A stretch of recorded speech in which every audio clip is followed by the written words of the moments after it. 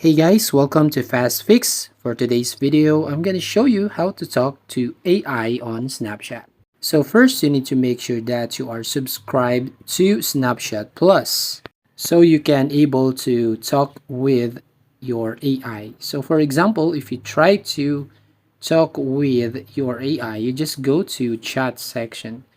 So going back to the homepage of your Snapchat, and need to swipe it from right to left, and you can see here the my AI.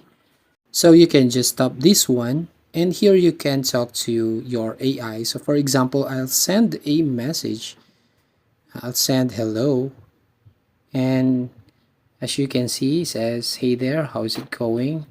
Then you can actually tell something that you want, any topic that you want, that can answer your AI. So for example, I want to ask something on AI. So for example, I want to ask, what's the best lunch?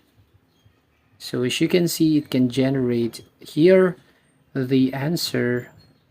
It have the answer on any questions that you want to ask to him. So you need to basically subscribe to uh, Snapchat Plus to be able to talk with your AI.